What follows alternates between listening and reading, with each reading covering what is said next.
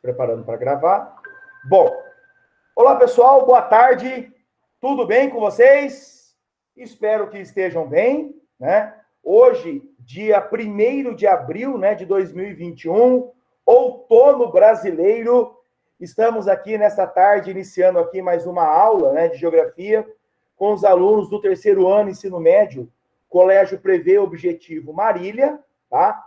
Aula esta que vai fazer parte aí do componente curricular de geografia, mais especificamente, né, o conteúdo aí de astronomia, certo? Esta aula de astronomia faz parte da divisão do material de geografia, frente 2, certo?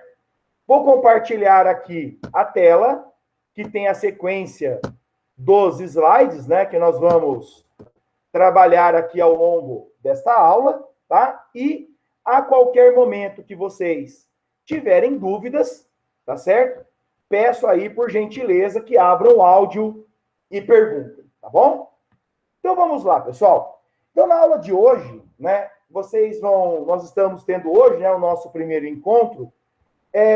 Eu quero dizer assim, todo conteúdo, eu gosto de trazer o quê? O significado, tá, dos termos principais, tá? E por que eu trabalho dessa forma? Porque sempre que o aluno entende, né, tem o domínio dos termos principais daquele determinado assunto, caso esse assunto venha a ser cobrado em alguma prova ou em algum vestibular, tá? A chance do aluno acertar a questão, ela é maior. E por quê? Porque muitas vezes, né, ao longo aí desses 17 anos em sala de aula, muitas vezes, o que eu já percebi? Que o aluno, ele erra a questão fácil, né, muitas vezes por não entender o que está sendo pedido, né? Ou seja, por não saber o significado de algumas palavras, né, de alguns verbetes, de alguns termos que são apresentados ou no enunciado, né, ou então nas alternativas, né, quando se tratam aí de questões de múltipla escolha, tá? E nesse conteúdo de hoje, a astronomia, não vai ser diferente, né? Nós vamos começar trabalhando aqui, né, a apresentação dos termos e das imagens, né, pertinentes, cabíveis ao tema, tá? Esse assunto, esse tema, né, a astronomia, ele é um tema, eu diria a vocês, pouco recorrente em vestibular, tá? Não vou dizer que não caia, né? Jamais seria inconsequente, irresponsável, dizendo, olha, não cai esse assunto em vestibular. Ele é um tema menos cobrado, tá? Mas também ele é um tema bem tranquilo aí de estar trabalhando, tá?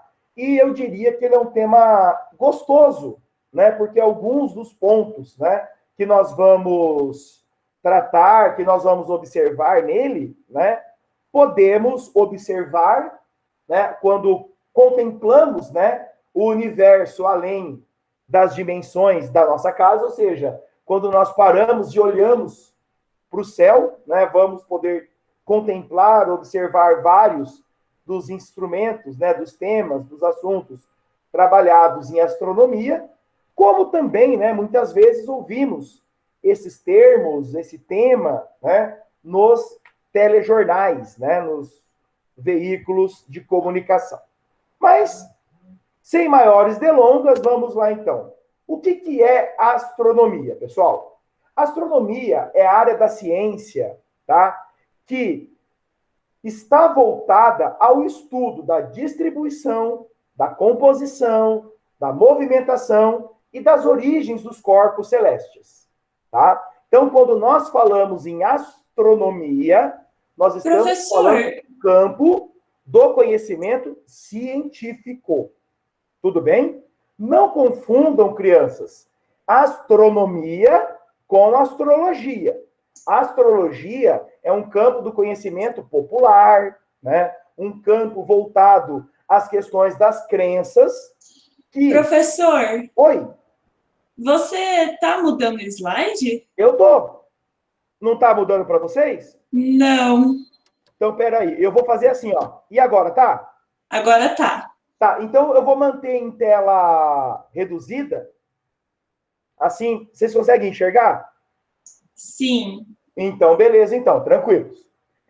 Então, pessoal, olha só, a astronomia, como eu estava dizendo, ela é um campo da ciência.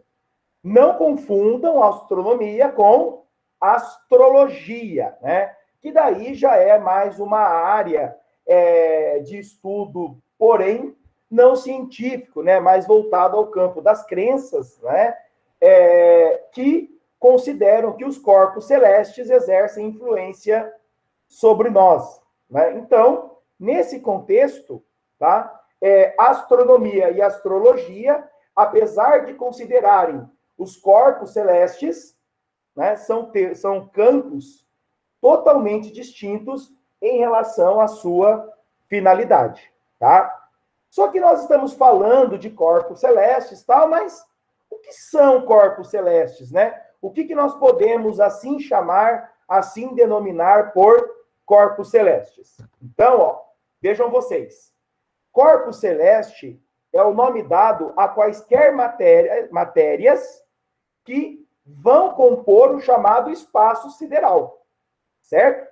Então, tudo aquilo que existe no chamado espaço sideral, toda matéria, certo? Vai ser chamada do quê? De corpo celeste, certo? Quais são os corpos celestes, então? Então, nós temos, né, os asteroides, os cometas, as estrelas, os meteoros, os meteoritos, planetas, satélites, né? Então, todos esses elementos juntos vão ser o quê?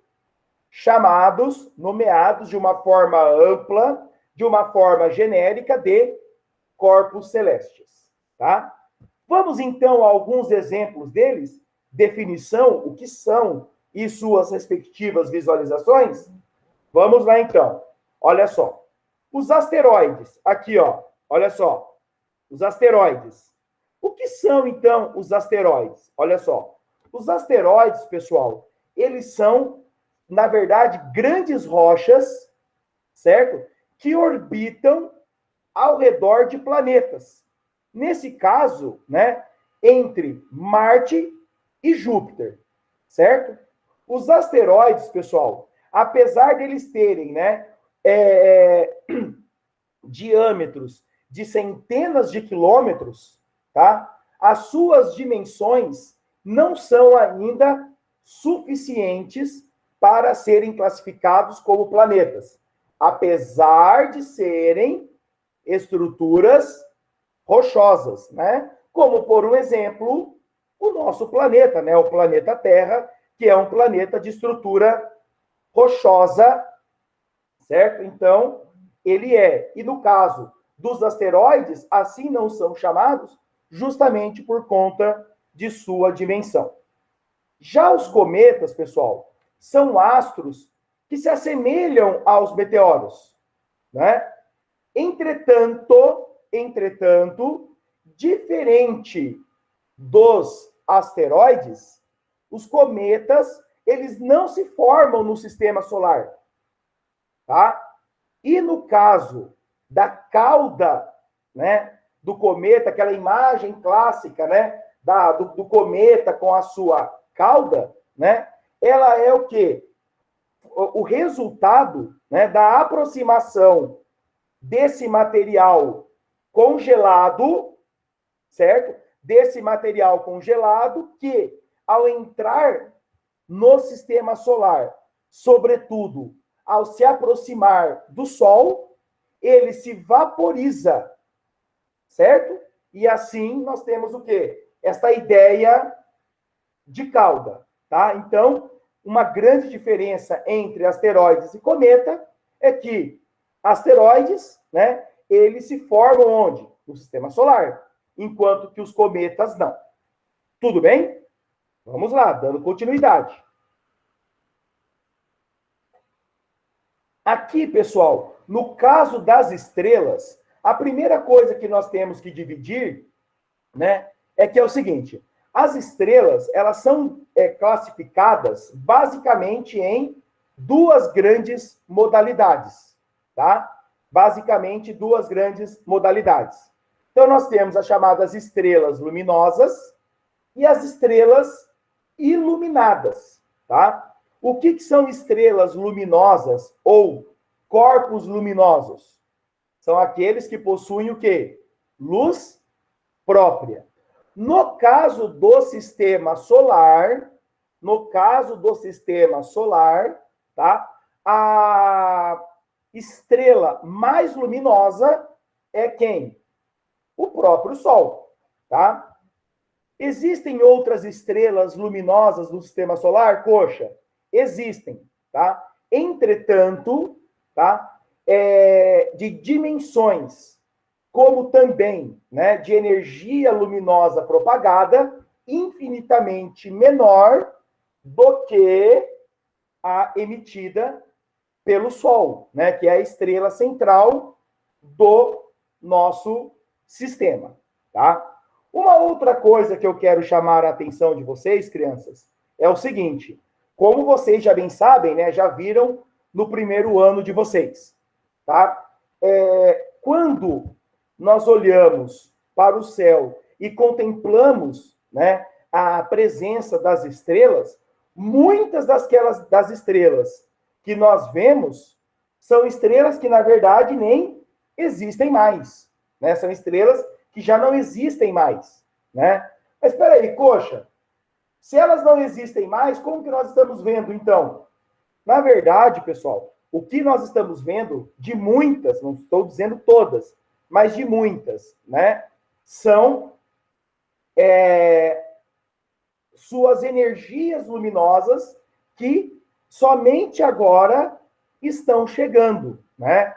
Face ao fato de que muitas, em razão da distância, né? Vocês sabem que a luz, para se deslocar no espaço, ela demora o quê?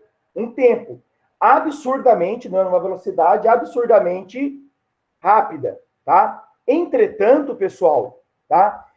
Nesse caso, fazendo aqui, então, esta observação, tá bom? Bom, em relação aos meteoros, tá? O que nós temos que destacar, então, né? O que são os meteoros? Vamos lá. Os meteoros, eles decorrem do lançamento de uma partícula sólida que se vaporiza, né? Resultando em um fenômeno iluminado, certo? Chamado também de estrela cadente. Já os meteoritos são pedaços de rochas e metais, tá? Que conseguem chegar à Terra em estado sólido, em vez de se inflamar como os meteoros, tá? Então, ambos são o quê? Partículas sólidas.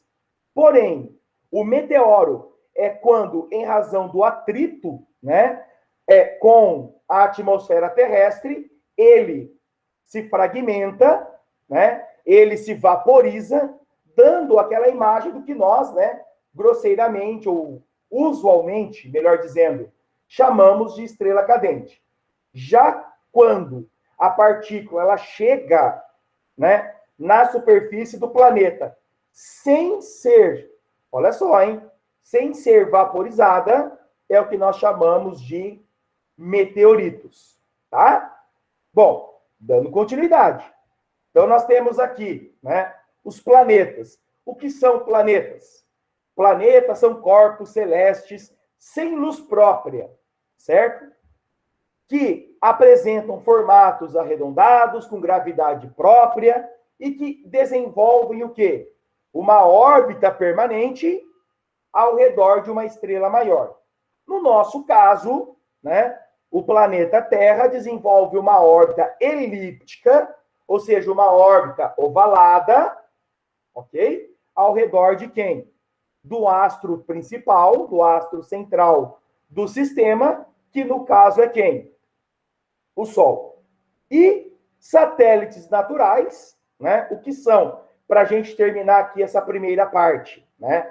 É o nome dado a astros que giram ao redor de outros astros, tá? Como, por exemplo, né?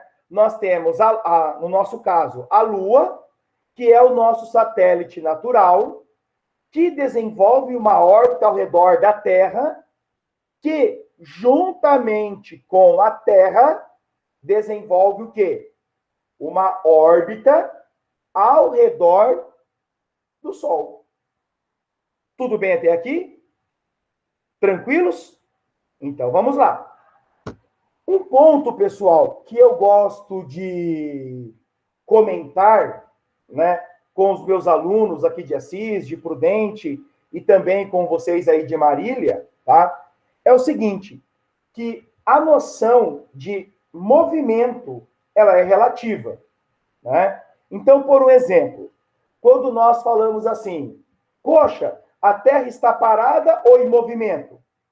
Bom, em relação ao Sol, a Terra ela está o quê? Em movimento, certo? Eu, nesse exato momento, aqui, ó, nessa posição estática, só respirando, eu estou parado ou em movimento? Aí a resposta ela é o quê? Depende. Depende de quem? Do meu ponto de referência. Por um exemplo, se eu considerar a luminária que está na minha frente, eu estou parado. Agora, se eu considerar como ponto de referência o Sol, eu estou o quê? Em movimento. Certo? E o Sol, poxa, ele está parado ou em movimento? O Sol.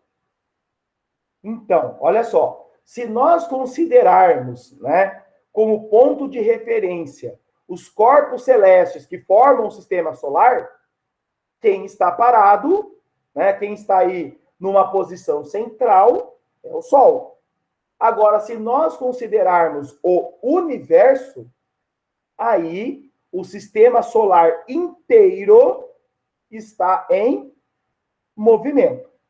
E é nesse sentido, pessoal, que eu quero trazer também aqui uma outra observação, né?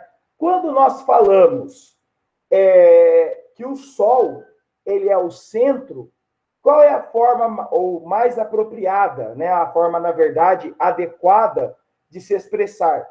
Olha só, meus amores, o Sol ele é o centro do sistema solar e não o centro do universo, tá? Até porque, olha só, gente, quando nós falamos do universo, nós estamos falando de um ambiente de dimensões insabidas. Então, caso apareça numa prova para vocês, tá? Numa questão de vestibular, enfim, em qualquer situação desse contexto, qual que é a minha dica para vocês? Usem o termo: o universo é um ambiente de dimensões insabidas, no lugar de dimensões infinitas. Por quê? Se eu não sei quais são as dimensões do universo, certo? Ou seja, eu não sei onde é o começo, onde é o final, onde é, entre aspas, a parte de cima, a parte de baixo, né? Como que eu posso dizer, então, que ele é um ambiente de dimensões infinitas? Eu não sei. Nem com certeza se é infinito ou se não é. Então, para evitar problemas conceituais numa questão, trabalhem assim, um ambiente de dimensões insabidas. Ok? Em relação a isso? Tranquilos? E aí, crianças, quando voltarmos na modalidade presencial, tá? Nós vamos lá na parte de fora da escola, lá na quadra, fazer um exercíciozinho rápido, né? De orientação pelo sol, tá? Algumas abordagens rápidas e práticas que eu faço com os alunos, né?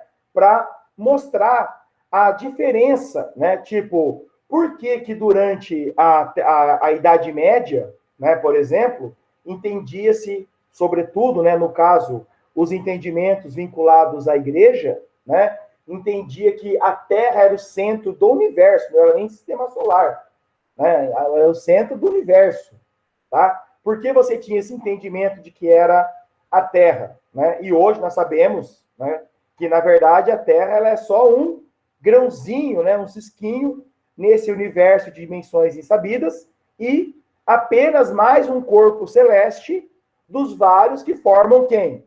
O sistema solar.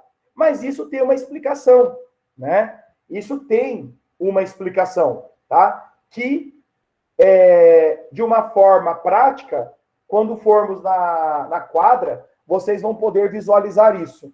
Mas antecipando um pouquinho, né? Olha só, quando nós ficamos parados, imaginem vocês, por exemplo, imagine uma situação hipotética, você pega um ponto de observação e para.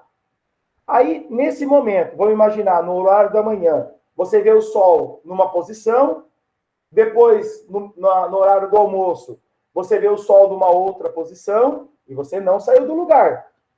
No meio da tarde, o Sol numa outra posição, e à noite, no final da tarde, comecinho da noite, o Sol em outra posição. E se você não se mexeu, em tese, esse pensamento, né, que vigorou por muito tempo, de que quem estava parado, né, era a Terra e que o Sol girava ao redor dela, né, bem entre aspas, até que fazia um certo sentido, né? Mas daí depois, né, com o avanço, né, do conhecimento, né, com a ampliação, né, do nosso entendimento e do saber científico, essa visão ela foi o quê? Superada, né? Mas como vocês também já bem sabem, né, em que estudaram em história, estudaram em geografia também, mas mais em história e provavelmente em física, né, também deram uma abordada às custas aí de muita vida, né? De muitas vidas. Então, pessoal, essa ideia de que é o Sol que está se movimentando é chamado de movimento aparente do Sol. Movimento aparente do Sol. Sendo que, efetivamente, quem se movimenta é a Terra ao redor do Sol, certo? Em uma órbita, ou seja, um movimento regular, elíptico. Tá? O que é elíptico? Um formato ovalado, certo?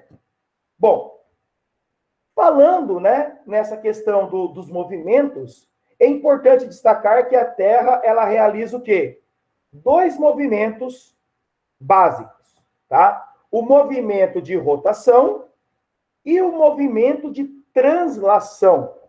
Olha só, movimento de translação é o movimento que a Terra desenvolve ao redor do Sol. Tem uma duração de aproximadamente 365 dias, né? Período esse que vai compor o que nós chamamos de ano estrelar, né? Que é o período em que a Terra desenvolve um ciclo completo, uma volta completa ao redor do Sol, né? Iniciando e terminando ou voltando ao ponto de partida, tá? O movimento, tá? De translação também vai ser o quê, pessoal? Um dos elementos responsáveis, né, pela ocorrência das 4 estações do ano, ok? Em outra forma de movimento, nós temos o de rotação, né, que é o movimento que a Terra desenvolve ao redor do próprio eixo, né? Tem uma duração de aproximadamente, né, 24 horas, certo? E esse movimento é o responsável pelo estabelecimento de quem? Do dia e da noite. Tranquilos? Em relação até aqui, alguma dúvida? Sossegados? Então vamos dar continuidade aqui. Aí nós temos os eclipses, né? Evento este que na antiguidade, na Idade Média, foi a causa, eu diria para vocês, crianças, de muita histeria, tá? Foi a causa aí de muitos rituais de suicídios e homicídios coletivos, né? Como também foi o resultado, né, de muitos eventos de idolatria, tanto, né, aos deuses, a vários deuses, como o Deus Sol e o Deus Lua, assim nomeados por várias, né, civilizações, por várias sociedades. E muitas dessas sociedades, né, entendiam que a escuridão que era provocada em eventos, né, como estes, que nem sabiam que tinham esse nome, que nem sabiam que era causado, era, na verdade, o quê? Uma manifestação de raiva, da ira, né, destes deuses em relação aos homens, né? Porém, hoje, nós sabemos que isso nada mais é que o resultado de um alinhamento Sol, Lua, Terra, ou Sol, Terra e Lua. Alinhamento este que vai resultar o quê? Em uma barreira, em um impedimento, né, da propagação da energia luminosa solar, provocando assim o quê? Zonas de sombras, né, que são chamadas também de zonas de penumbra. No caso, pessoal, do eclipse solar, o que nós temos? A Lua, olha só, a Lua entrando onde? Na órbita, né, no alinhamento entre o Sol e a Terra. Quando a Lua entra neste alinhamento, certo? Ela vai o quê? Barrar uma parte de quem? Dos raios solares. O que vai provocar o quê? Em uma determinada área, olha só, uma zona de escuridão, certo? Sendo que o eclipse, ele é chamado, e ele vai ocorrer em duas modalidades, total e parcial, certo? O total é quando, né, a Lua encobre totalmente quem? Né? Os raios solares que atingem uma determinada região, e o parcial, como o próprio nome diz, é quando ele bloqueia parcialmente, né? Então, a população desse pontinho aqui, ó, eu estou colocando aqui com o cursor, vai ter um eclipse total, eles não vão enxergar o Sol, e nesta área maior aqui, a população vai ter o quê? Um eclipse parcial, certo? Um eclipse parcial, porque eles vão o quê? Enxergar parcialmente quem? O Sol, tá?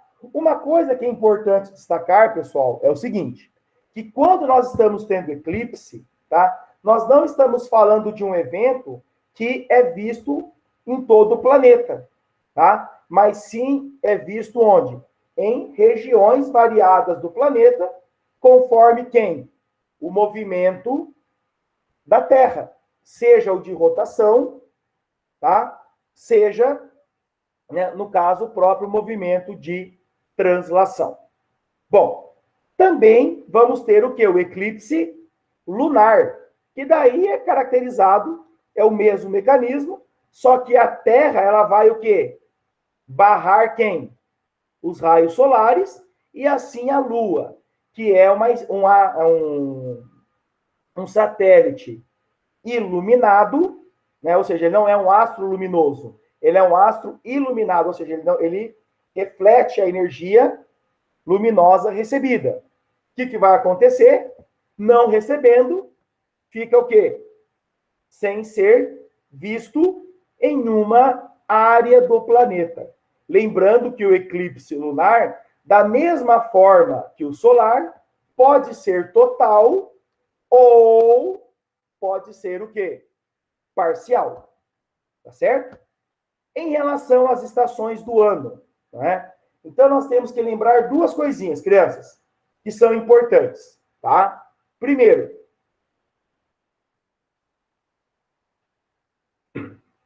as estações do ano, elas são influenciadas, tá? Pelo movimento de translação.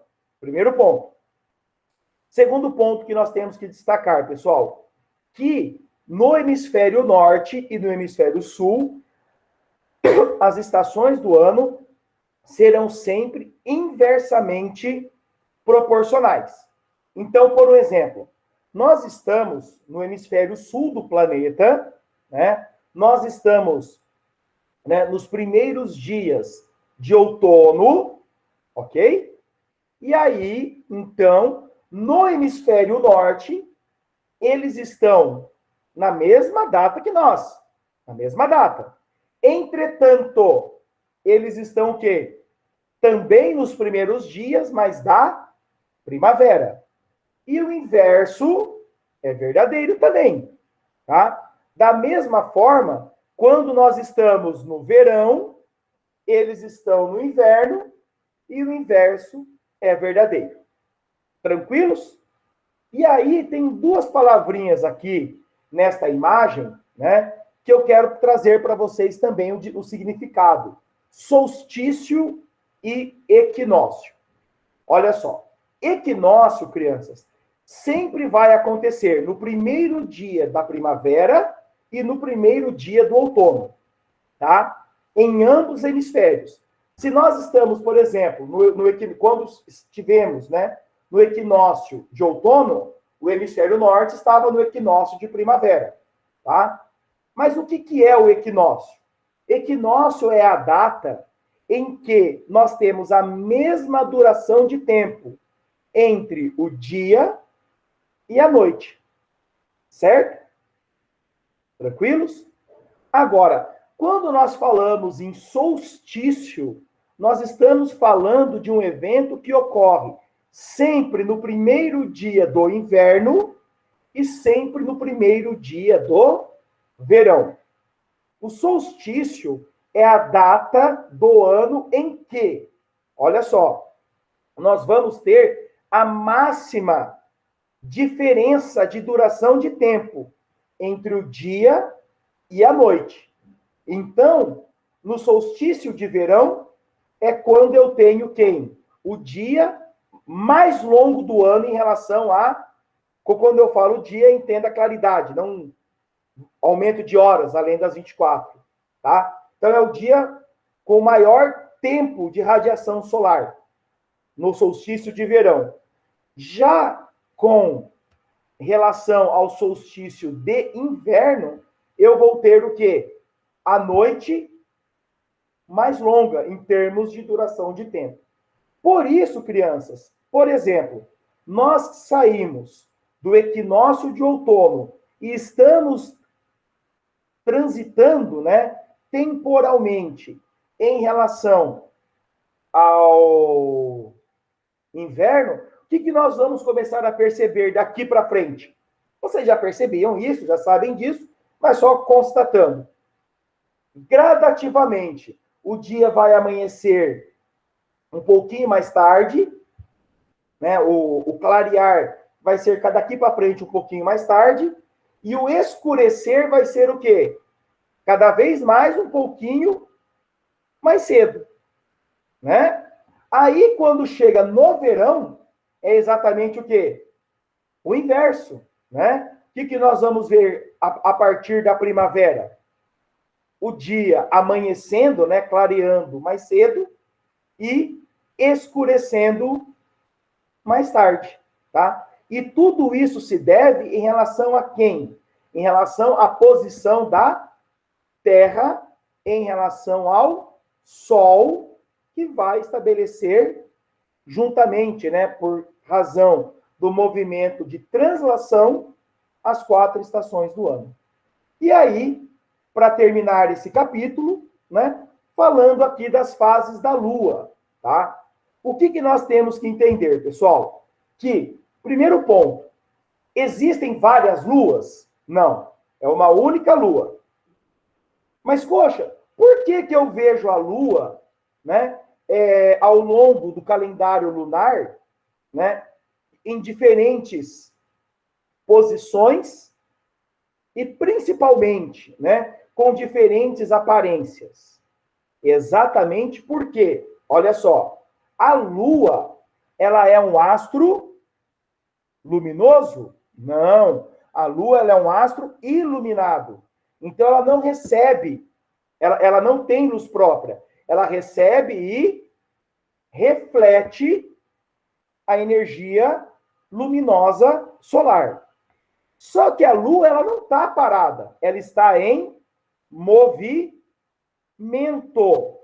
Ela está em movimento. Lembram que a Lua também desenvolve uma órbita ao redor da Terra? Então, olha só. Então, conforme a Lua está em relação à Terra, ela vai o quê? Refletir de uma forma diferente quem? A energia luminosa solar recebida. E por isso que nós vemos a Lua, né, de diferentes formas, onde nós temos então, né, vamos voltar aqui para mostrar melhor, a Lua nova, a quarto crescente, a cheia, a quarto minguante. Então nós temos aqui, ó, crescente, quarto crescente, né? Crescente, cheia, minguante, quarto minguante e minguante. Depois lua nova. E assim, num ciclo permanente, tá? Lembrando que, né, a Lua, ela exerce, cientificamente, já falando e comprovadamente, né, confirmado, uma influência muito grande, né, sobre o planeta, sobretudo quando nós falamos das marés. E ainda, né, dentro da crendice popular, né, muitas pessoas que se orientam pela Lua para pescar, se orientam pela Lua para cortar o cabelo, se orientam pela Lua para plantar, no caso da agricultura, e assim por diante. Certo? Bom, pessoal, vou encerrar aqui a gravação, tá? E já abrimos aí também para mais perguntas. Então, só um segundinho, interrompi a gravação.